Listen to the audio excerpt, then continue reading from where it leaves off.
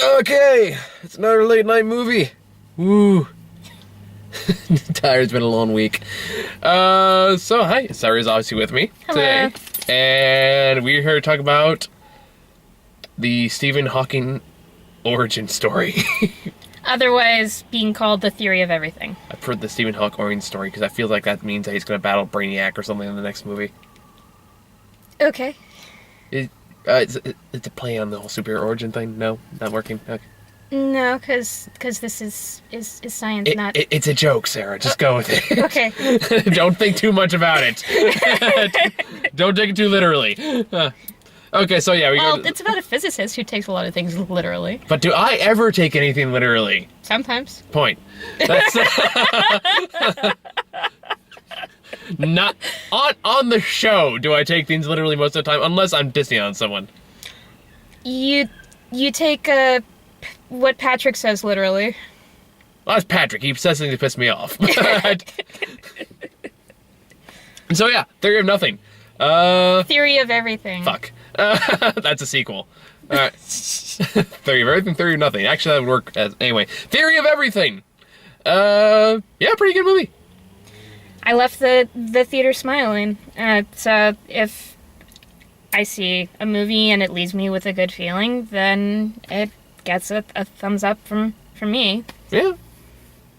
Stephen Hawking's kind of a dick, though. Many high achievers have that characteristic. Yeah, but it goes into something that happens towards the end that I'll get to, but... Yeah, he's kind of a dude. He's kind of a dick. Okay, so, Okay. I can't entirely argue that, but considering the level of ambition he had and the level of adversity he had to overcome, I'm not saying that it's justified, but I can see where it came from a little, I guess. No, I don't see any excuse for it. I think it's the ending kind of made him a bad person. Less good person.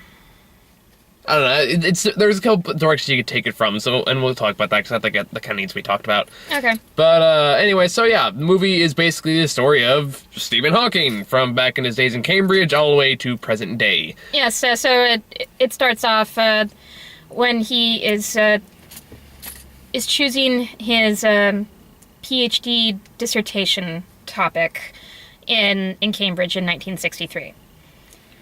Yeah. Sorry, I'm tired. Like I said, it's been a long week. It's like almost it's 10:15 at night. I haven't got much sleep, but so sorry. Well, if you had caught me at 6 a.m. this morning when I got off of work, I would have been in a similar state. Fair enough. So we're in, like, this is like what you're saying. This is like your morning right now. Basically, I worked an overnight shift at the campus radio station from 2 to 6 a.m. this morning. So, and after that, I went home and went to bed and woke up around 5. Yeah, when I texted you saying, "Hey, you ready to go to the movie?" Well, I had just woken up about 20 minutes before. Fair enough. Either way. It's like, sure, I'll see a movie. Oh shit, it's 7? Okay, let's do this. Actually, it's 5, whatever. So yeah. Right off the bat, it's worth saying that, do you know the name of the actor? I do not. Marius from Les Mis. Marius from Les Mis. This is easily Oscar-worthy. Regardless of, like, whether you like the movie or not. This movie, like, this performance is easily Oscar-worthy. Indeed. I will be very surprised if it doesn't get nominated. I will be disappointed if it doesn't get nominated. And I...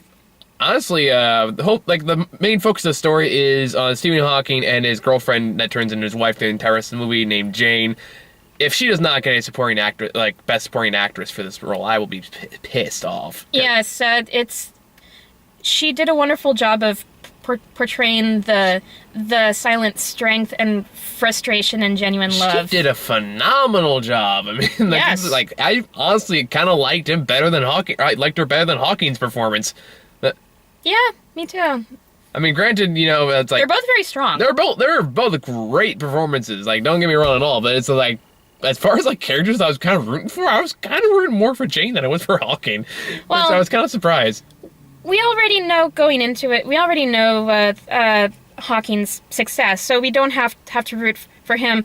I kept on hoping that she would be able to pursue her own ambitions and get her PhD. Yeah, So. because like basically, this is like one of the. It's a minor complaint. It's not that big of a complaint. Before you slap me in the face. I did warn you. Yes. Yeah. On the way out, I told him if he had any major gripes that about this movie, that I'd have to hit him. Like the biggest complaint I really have about this movie is mostly just the pacing. Because I felt like sometimes, like, the beginning, it felt kind of rushed, and then it kind of dragged on for a little bit, and then it kind of, again, started kind of rushed towards the very end. I can understand that, but the pacing, to me, felt much better than a lot of other True, movies. I mean, it is better than a lot of movies, but it's still kind of noticeable, because how the movie works out is, the movie starts out as like a boy meets girl, and by the way, I gotta say, Stephen Hawking, for being a gigantic nerd, he's fucking bold. And he starts off simply by going up and saying hello. And then he just makes moves. I was like, dude, bravo. You got more balls than me, so... Because I will dance around that shit for as long as I have to. Yeah, I'm a coward. But anyway... We all have our shortcomings. Yeah, let's make this about me, my sad, pathetic love life. But anyway.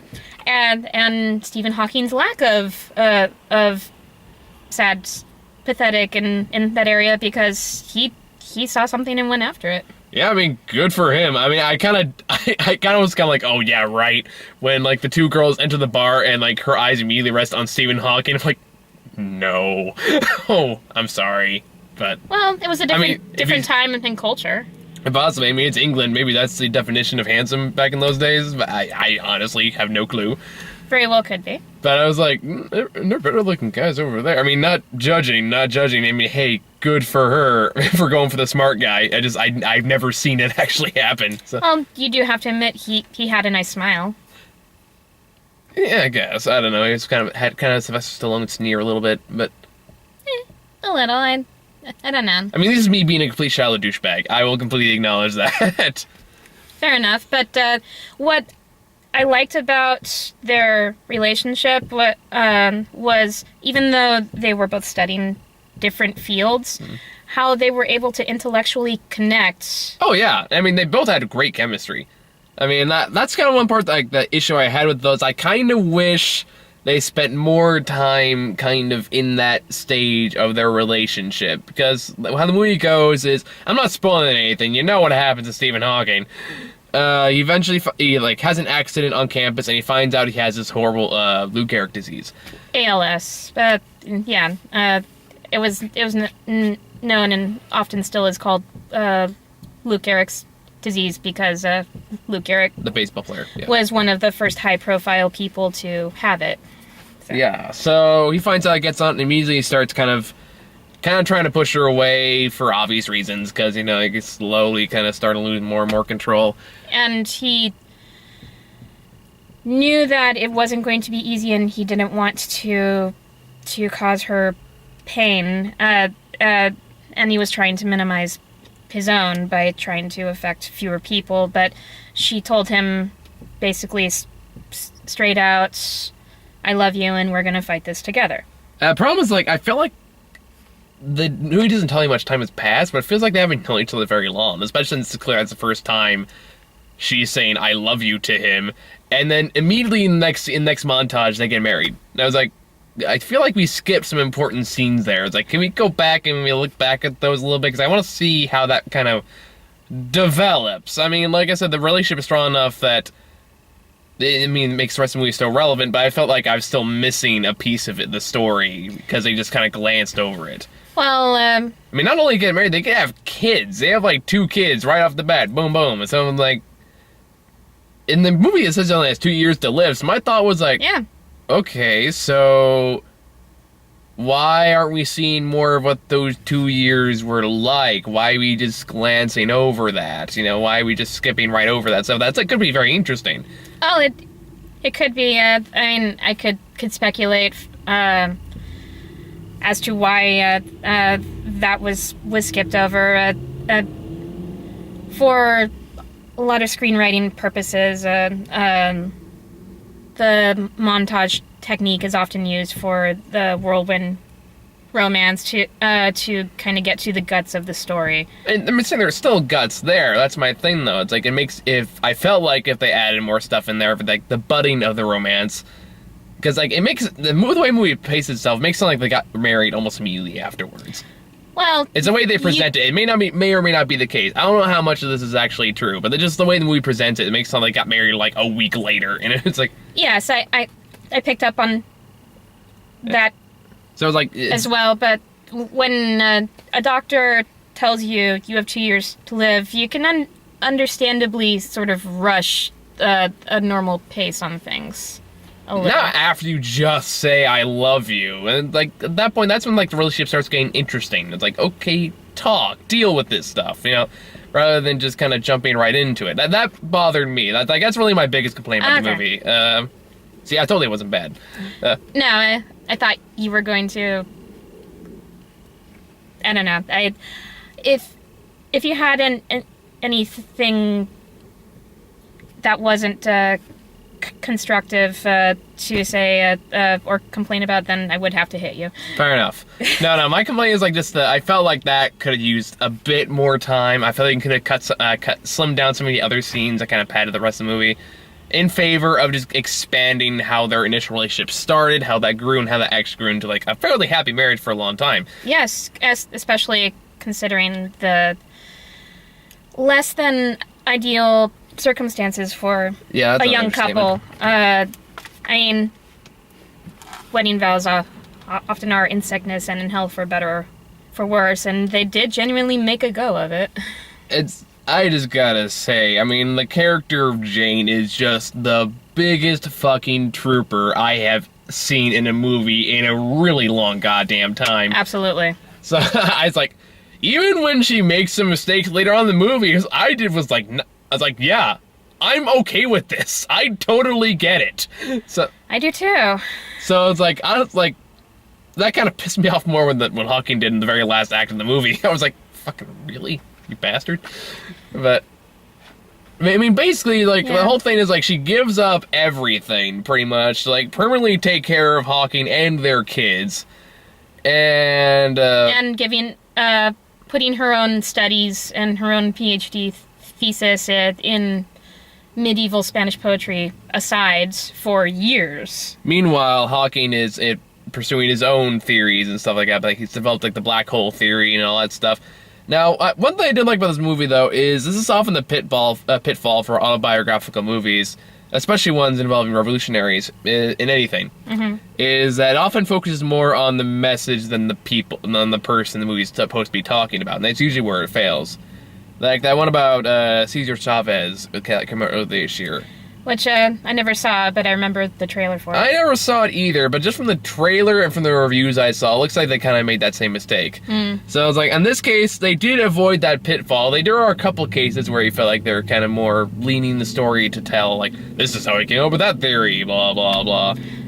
Surprisingly, except in the first act, when he's working on his PhD at Cambridge, they didn't show him postulating his or figuring out the mathematics of his theories that much, except when he was at Cambridge. Yeah, I kind of wanted to see a little bit more of that too. That was one other thing I kind of wish they expanded on. Just that one, you didn't need it. I just would have liked it. Yeah. I can understand that. Because as someone who studied math, not to that extent, I'm dying to know how you actually connect that to the real fucking world. And as somebody who needed extensive tutoring to get through Algebra 1 and 2, I'm okay with the choices they made, because while it would have been interesting, I wouldn't have understood it to save my life. No, like I said, that one's more for a niche crowd. People like me that actually understand what the little squiggly L thing is. I recognize it. I have no... Put a gun to my head, I couldn't tell you what it does now. I haven't looked at it in years, but I recognize it. It's like, oh, that's what's it called? LeBlanc's theory or something like that. But yeah, I know, it was a long time ago. But I had enough difficulty with conic sections. Conic sections. So tedious. Yeah, welcome to mathematics. But yeah, meanwhile, he's trying to pursue like his theory for everything is what he calls it. Roll credits. But theory of everything, or as Einstein summarized it, TOE. Yeah. Yeah, okay. Theory of everything. Yeah.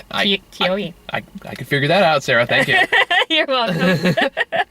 I just talked about LeBlanc's theory. You can't think I figured out an acronym. Give me some credit.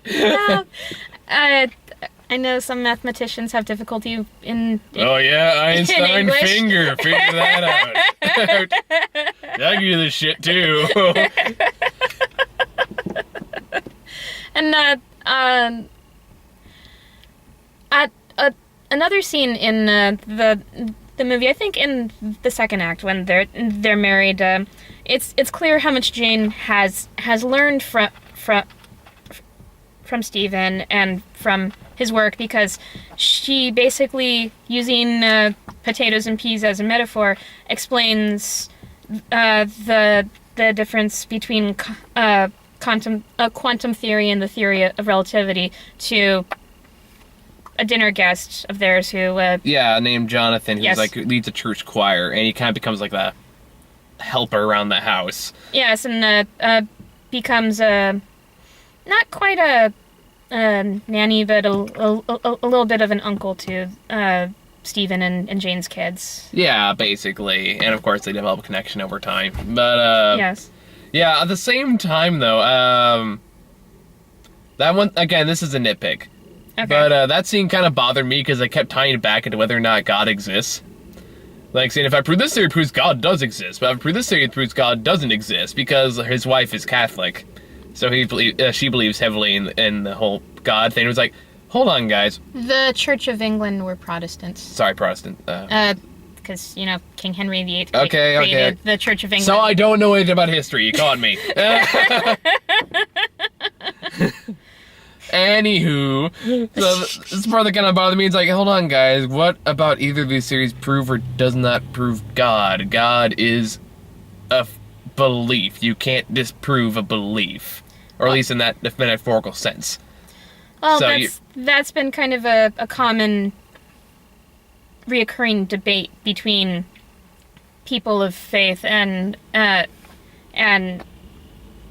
people who are scientists. So it's kind of a little bit of a clashing of ideologies. At the same time, Stephen Hawking isn't saying any of this. Both Jane and Jonathan are throwing words in his mouth about this.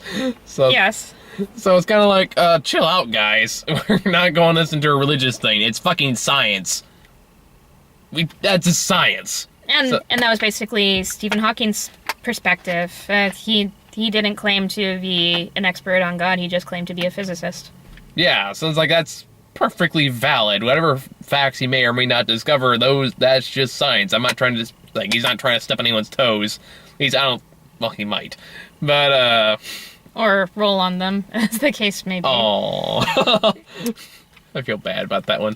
It's like making Bill Cosby jokes right now. You can't do it and not feel a little bad. Poor Bill Cosby. That's debatable too. But Yeah. Anyway, I don't want to get into that. speaking of dicks, anyway, not what I meant. Okay. Moving on. I'll see your hate in the comments. I keep saying that. No one's ever done it so far. Yet. I'm still waiting for it. But, That's good. oh, I take that back. I did get one angry comment for Rio, too, but that's a whole other thing.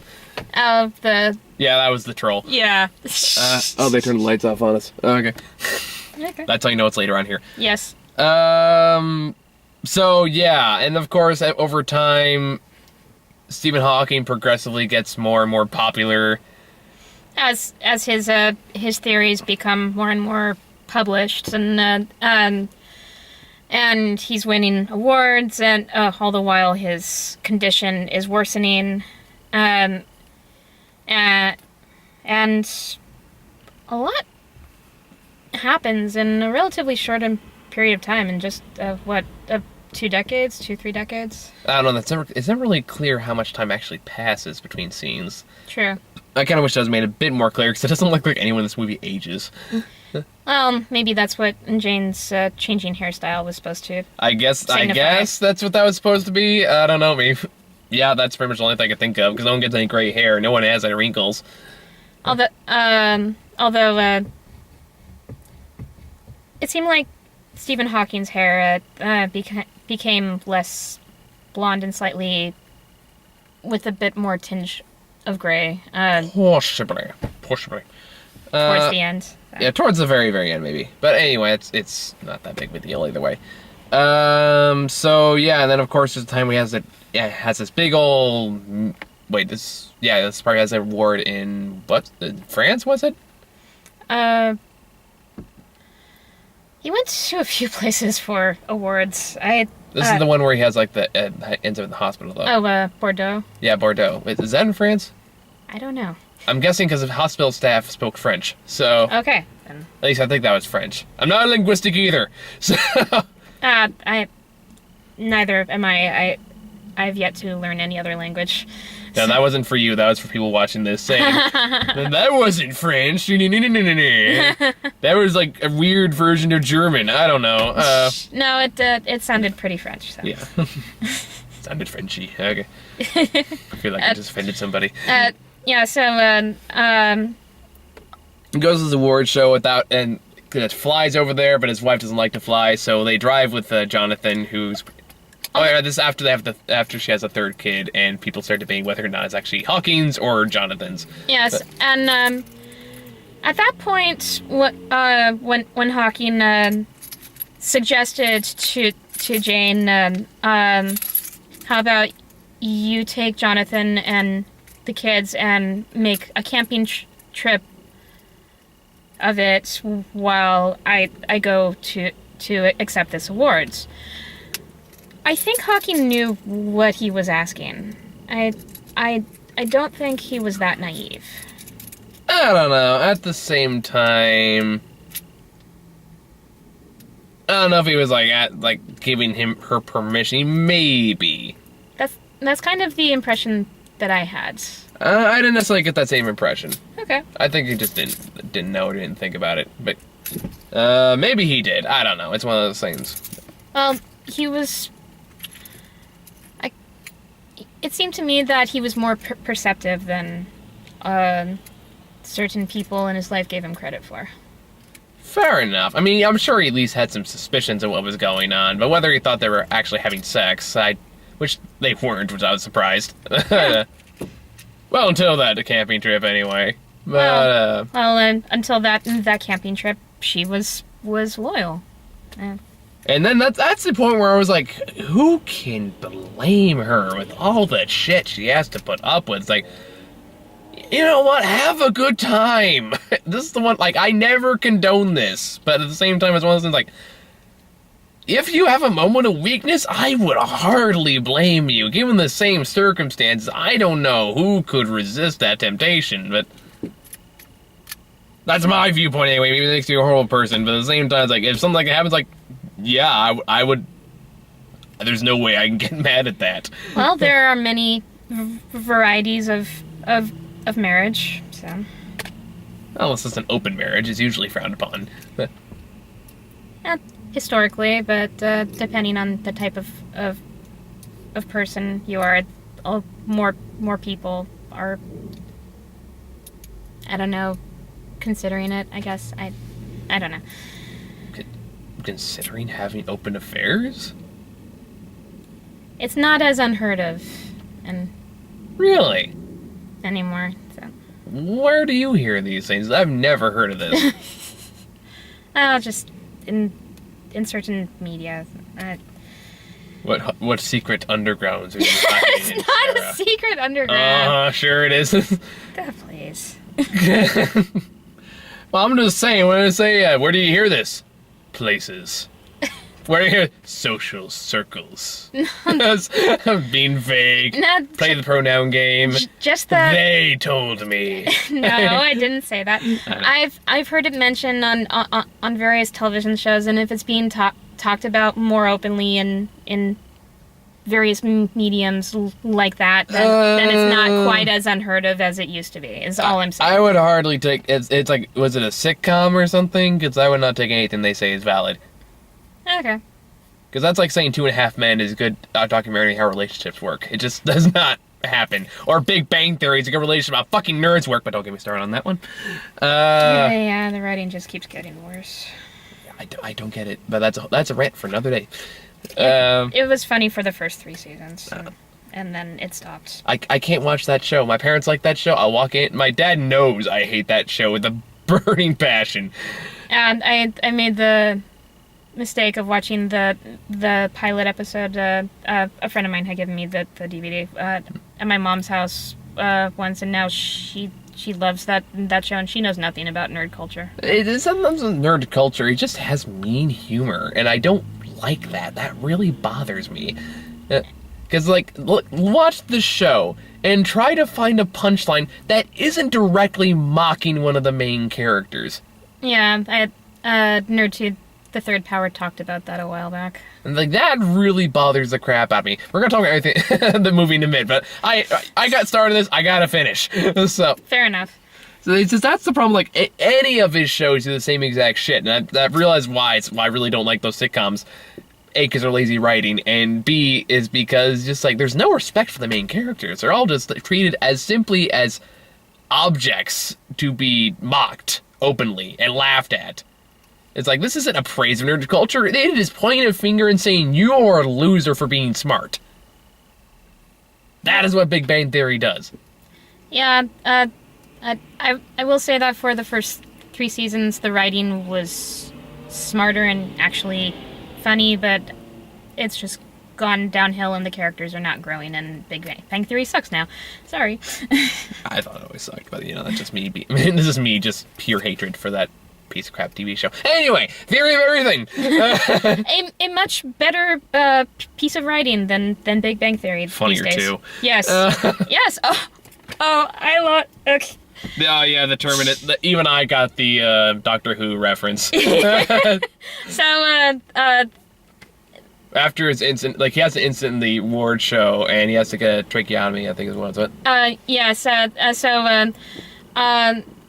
when he's at the award ceremony in France, he coughs up blood and has to be hospitalized. He apparently has pneumonia and falls into a coma, and the only way to wake him up and get him out of the coma is for the doctors to give him a tracheotomy. So that's how he lost his physical voice.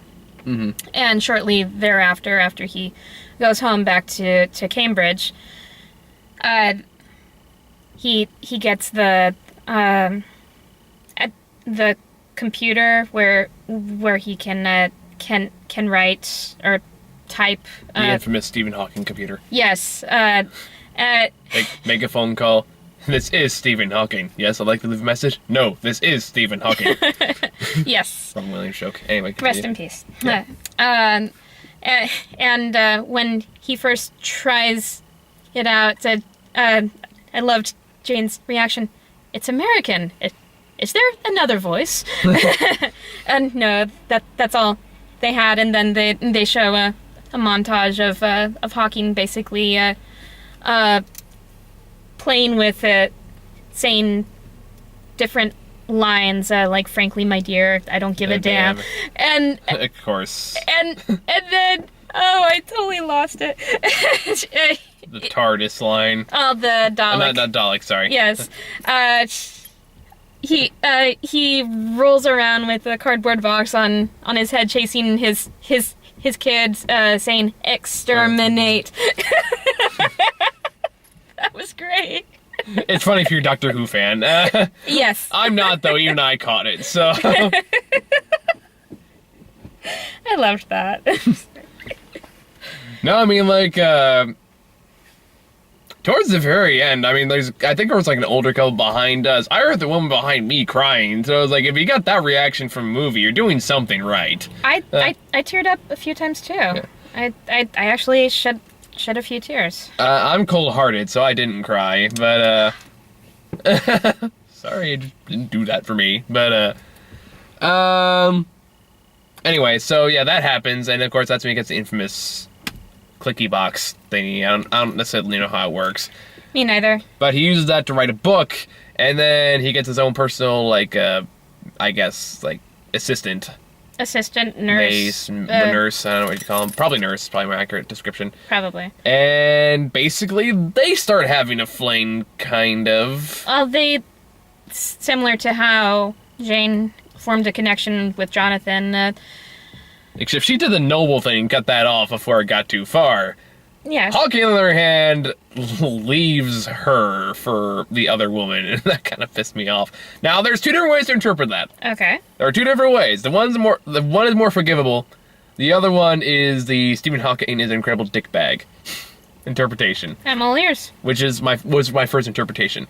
Now, the first interpretation is he says, like, he tells her, Jane, that I'm going to America with this one, with Elaine, who is the name of the nurse, and she's going to take care of me from now on, basically. Basically, it's a fancy way of saying I want a divorce, that actually saying I want a divorce. Or I'm leaving you, take your pick. Or I'm letting you off the hook now. Yeah, that's the other interpretation. This is more like, oh, okay, he's just releasing her kind of thing. Which is kind of how I saw it. Yeah, like I said, two very different interpretations.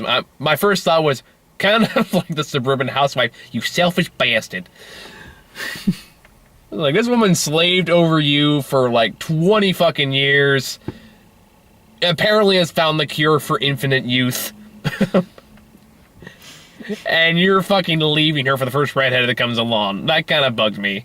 But then again, there is a more forgivable interpretation. Which one is more accurate?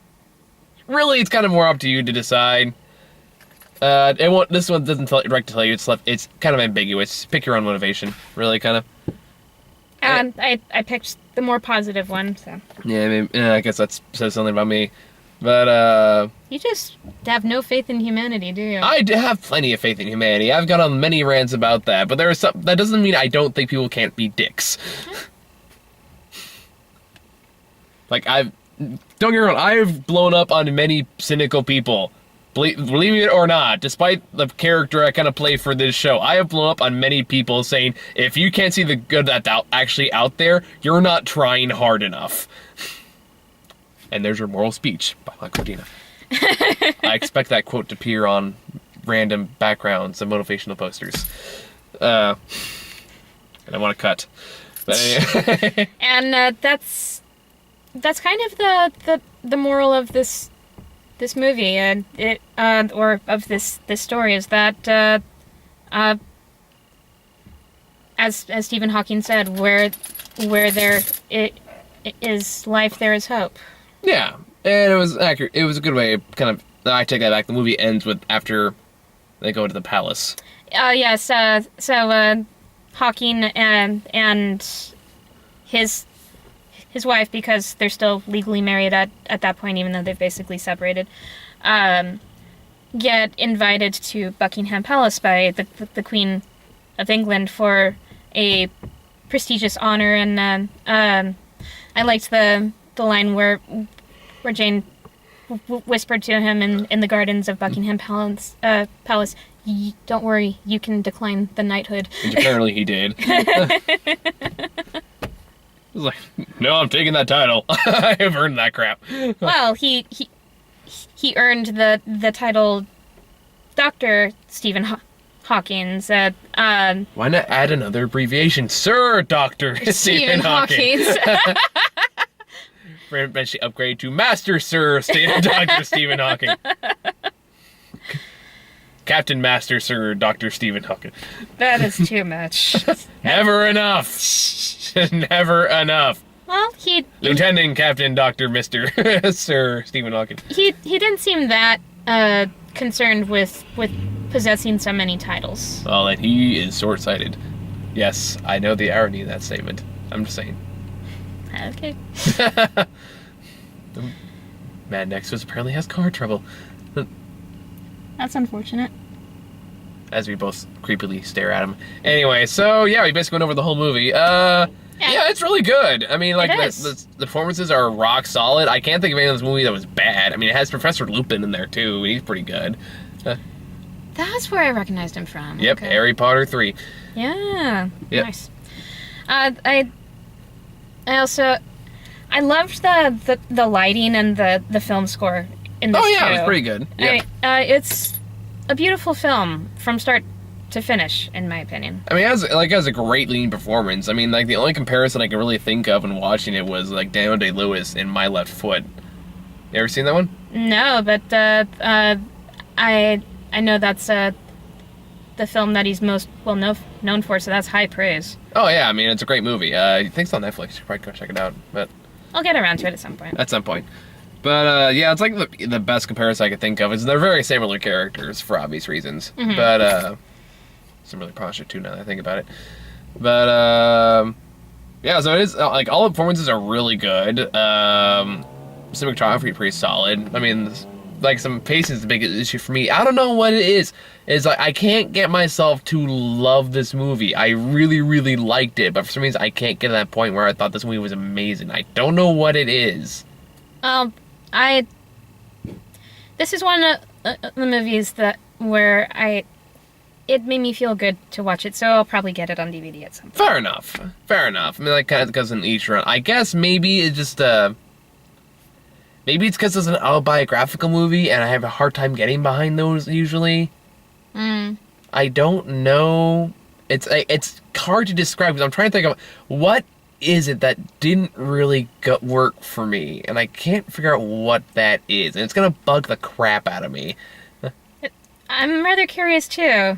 So it's like I don't know what specifically didn't work because I like the performances, I like the story it tells, and I like in the end I guess the moral, but I like that it focused more on the people rather than just what he did. Yes, because you already know what he's achieved. But just something here didn't click. I'm just repeating myself now, so there's no point in saying it again.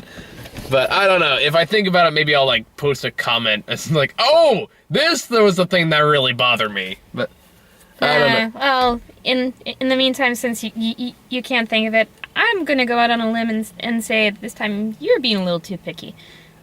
It would be picky if I knew what it was that bothered me.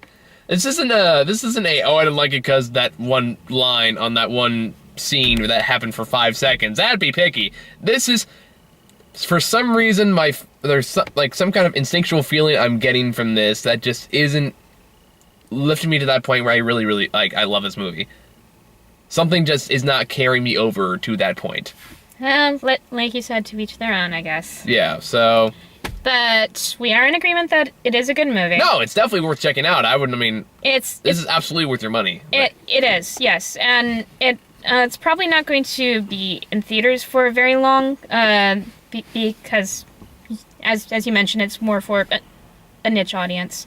So if you like beautiful films with strong performances, I would highly recommend going and seeing this in the theater.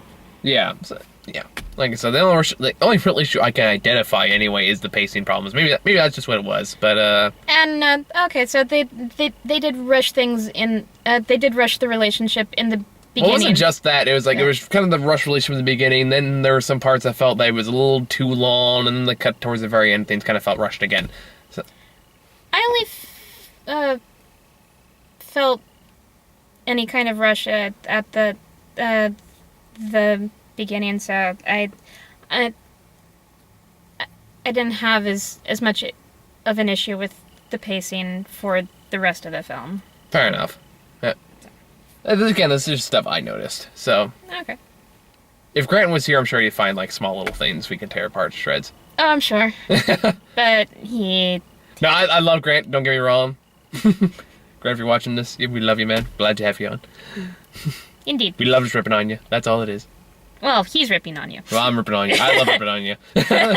Probably love. So, I think we've basically said what we can say about the movie. Now, we got a lot of trailers. Yeah, I'm gonna skip the first one. I'm pretty sure you and I have talked about Unbroken before, haven't we? Yeah. Military biopic. Angelina directed. Yeah. Coming out around Xmas. So yeah, you can refer to other reviews. Yeah, because like other than that, all these except for 2 we haven't gotten before. So, first one we got was for Chappie. I forgot this movie even existed. This was the first time I've seen this trailer or even heard of this movie. Like, I briefly heard about a trailer being released, but I completely forgot about it.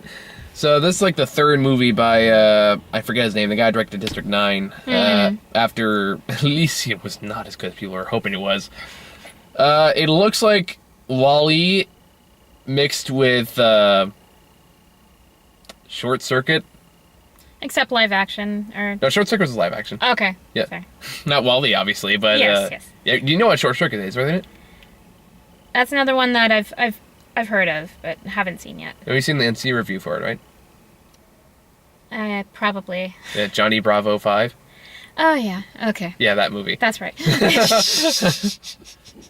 So yeah, like it's like a robot that learns how to feel, learns how to love, and people don't like that. Because we're afraid of what we don't understand. No, it's because they've seen Terminator. That's why. Yeah, I'd be scared of that too. It's like, dude, that's a bad fucking idea. It's like, have we learned nothing from science fiction? Robots versus emotions versus AI equals bad. That it looks... Exterminate! Exterminate! Yep. It looks like it could be good, or depending on the direction, it could be rehashing other or similar material. I mean, it wouldn't be the first time. I mean, like, did you ever see Elysium? No. Yeah, that's another one of the movies we didn't get around to reviewing last year, but I saw it. It was hammy as all hell. But then we got The Gambler, which that was one with Mark Wahlberg, wasn't it? Yeah. And John Goodman. Oh, but yeah. A John Goodman who apparently has shaved his head for this role. And has he gotten bigger? I think so. Yeah, I'm not alone noticing that. I mean, I love John Goodman to death, but it looks interesting and a little confusing. Agreed. And the pacing on that trailer felt rushed too. Well, yeah, it's a trailer. That's a different. But apparently now every trailer has to. Let's tell you the entire story in the span of a minute and a half. Apparently. That's a trend I'm not a big fan of, obviously. But it looks like it could be dramatic. I mean, it's called The Gambler. You can probably figure out what it's about. It's about a hitchhiker. A guy who gets into debt with the wrong people and has to get out of it.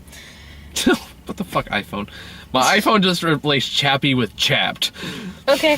I'll go with it. Fuck it. And then we got Moby Dick, The Revenge.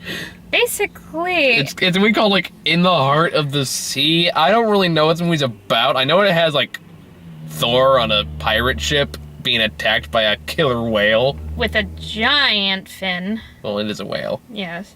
And this is the most awesome true story ever told. I'm like, oh, fucking really? Yeah, after that trailer finished, I leaned over to you and asked, is that Moby Dick the movie? It might as well be. Either that or it's Captain Ahab, the origin story. Because everything needs a fucking origin story nowadays. Have you seen the trailer for Pan? No. You want to talk about a fucking weird trip? Go watch that trailer. Okay. It's like Hugh Jackman is Blackbeard, and he looks like he's doing something. I can't figure it out. But and Captain Hook's now like a swashbuckling miner. Oh, well. Like an actual miner, not like a little kid miner. Okay. Yeah. I'm assuming he'll lose his hand at some point in the movie, but I don't know when. Origin story. Yep, exactly. Because everything needs a... Yeah, anyway. Yeah. Let me get a trailer for The Wild. This It kind of...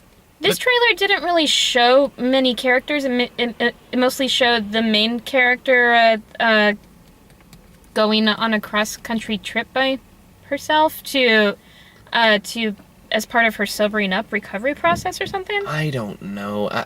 It kind of... I don't know. Of all the trailers we saw, this one kind of seemed the most pretentious. I don't know if you get that same vibe, but...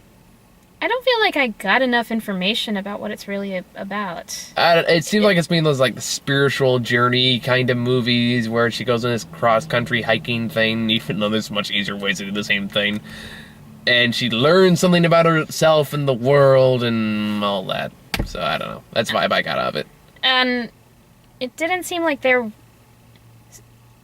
were many characters in most of the scenes based off of that trailer. So It doesn't necessarily have to have a lot of characters. Yeah, but you want somebody for your main character to talk to. Not necessarily. You don't always need that. True. At 127 Hours was a good example of Yeah, see, of so you that. can do a lot with very little. So, Okay. then we got Oh, by the way, Al Pacino's back. That's right. I was like, oh, sweet. It's Al Pacino. Although- Can't wait. Although the story looks kind of weak. It's Al Pacino. I don't care. I'll still go see it. If I get another Devil's Reject, I'll be so happy. Okay. He's in a movie called Danny Collins, which is about like a washed-up musician who's trying to make a comeback while he's trying to reconnect with his son, I guess. While trying to connect with his son that he apparently never really knew. Or something. Something along those lines. I don't know. Either way, it's Al Pacino. All you need to know. Al Pacino doing Al Pacino things. Not snorting cocaine. I think. Eh? Currently or generally? Really? That's one of the lines. It was a funny line. It was, yes. I don't know, I like Al Pacino. He's like, when he's actually trying to act, he's great. When he's being over the top, he's better. Because have you seen, like, how he plays this character in The Devil's Reject? No. Like, go look up Al Pacino's speech from Devil's Reject on YouTube. It is glorious. Okay. He plays Satan in that movie. And it's fantastic. He has this big long speech of why he hates God. It's great. Okay. Did we get any others? Oh, and then we got Star Wars. This wasn't my first time seeing this trailer. I've seen stills from it. I hadn't seen it all the way through. I don't know. Ever since episode 3, I've been kind of. I'm hopeful. I've been of the mindset of, okay, I'll stick with the original trilogy and I'll try to pretend like this stuff doesn't completely exist. I don't know. I'm kind of looking forward to this because I just feel like, even though it's brief, I feel like what I saw felt much more like Star Wars than anything from the prequel series. I may see it when it comes out. Apparently it's not coming out for another year, December 2015. Well, yeah, I mean, they only started shooting this year and they had major delays because Harrison Ford, like, broke his leg. Okay. Yeah. That makes sense. So this is supposed to be the start of a sequel trilogy, right? Yeah. Okay. Because they can't exactly make Harrison Ford any younger. Nah. And, well, more fodder for the nerddom. Yeah, I mean, it's only a teaser trailer. People are already kind of losing their shit about some of the stupid things in this. Yes. Like, the fucking safeguard on the light. Really, people? That's a big deal? It's 2 little things that go bzzz on the side. That's it. What is this? Mm-hmm. Oh, it's an extra friend. I'll deal with that later. It's a fucking safe. Who gives a shit? Nerds. I'm sorry, I'm a nerd too. Take a fucking chill pill. Star Wars nerds give a big shit about the Who fucking who? It's a safeguard. Get over it. I mean, we had that Count Dooku crooked shit. No one made a big deal about that. The only reason anyone cares about this is like the big money shot in the trailer. That's the only reason anyone gives a shit about this. Like, gosh, it's so stupid. It's like 2 little things that are sticking on the end. Gosh. Sorry, I'm really sometimes, like, the fans bug me sometimes the most. At least the internet fans who are the most vocal. yeah. Because I know, like, there's a huge majority who feel the exact same way I do of, like, who honestly gives a crap. And I'm more like you in that sense. I like Star Wars, but I'm not uber excited about it like a lot of other nerds are. Like, I'm cautiously optimistic. I mean, it is J.J. Abrams. He did a good job on the Star Treks. Whether you feel about the second movie. Okay, I will give him this. He does know how to make a fun sci-fi action movie. You're still not going to get over that whole Star Trek thing, are you? He destroyed my universe. It made me sad. Didn't destroy it. It still exists. He basically set it up so every previously existing piece of canon no longer exists. No, it still exists. It just happened in a parallel universe. I'll take what I can get, I guess.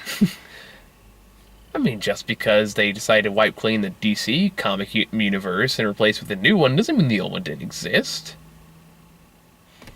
That sounds like a bit of a conundrum. This is why I haven't started reading comic books. I would have no idea where to start. Wikipedia. Pick a character and just read. That's how you start. Okay. And you pray to God the issue you have is a previously on thing on the side. Otherwise, it's like, fucking A, I got no idea who any of these people are. But, anyway. And then there's the whole Stormtrooper controversy, which is the dumbest thing of all. Oh, that one of the stormtroopers is African American? Yeah, you heard about that? Yeah, that is dumb. Okay, they all wear uniforms. We don't know what color they are underneath. Even then, who gives a crap? Exactly. I mean, it's like that stupid Fantastic Four Johnny Storm controversy that happened, like, I think earlier this year or last year. Did you hear about that? Mm-mm. Since the guy they cast for him, really good actor. I think it's like, but he's black. So? Yeah, that was I thought. But apparently Johnny Storm in the comic books is white, and everyone just lost their shit over that. And there's no way to say without looking racist, which, quite frankly, you are being. And the Kingpin in the 90s Spider-Man cartoon was white, and I think the Kingpin was originally black in the comics, or I heard something. No, he was black in the Daredevil movie. Oh, okay. But he's white in the comic books. I don't know. This is before, like, the internet was a big thing. Or at least I was aware of it. So I don't know if that caused controversy or not. Probably did, because the internet's full of vocal idiots. Yes. Those vocal idiots will find me. And then it'll be Gamergate all over again. I doubt it. No, I don't want to get it. That is a controversy I do not want to touch the 10-foot pole. And I don't play video games, so I can't speak on any of that. Gamergate is this? Yeah. Do you know what it is? Roughly. And the internet is worse, hands down. I don't want to get into that because I consider myself to be a feminist, but I'm not informed enough about video games to speak on it with any authority. So fair enough. All right, and I don't want to touch anywhere because I don't want the controversy. So yeah. Anyway, so that was Star Wars. And our own nerd tangents. Let's talk more about Big Bang Theory and why it sucks. Because the writing is awful now, and the characters aren't growing, and the jokes aren't. The jokes haven't been funny at all for years. Okay, I do have one more point to make about that show, and then we'll finish up. I swear to God. Okay. So, my last point on Big Bang Theory is simply this. I've read this in an article and made a very good point, is the fact that if you compare it with like another nerd-based show like Community is a good example of this, is where in Community, there's a whole episode where Dungeons and Dragons is the setup for a whole story. And it's actually, it's still comedy-based, but them playing D&D is not the punchline. It's the setup. Yeah. For more jokes. In Big Bang Theory, them playing D&D is the punchline. You're supposed to think they're losers for playing this. That's the whole point of it. There's no respect for their own main characters. No, there's not. And it's clear that there's no respect for the main characters because they aren't having them grow at all. I mean, I think a friend of mine who actually does like the show, even he admits, like, they spend 8 years and the characters grow a little bit. And Jim Parsons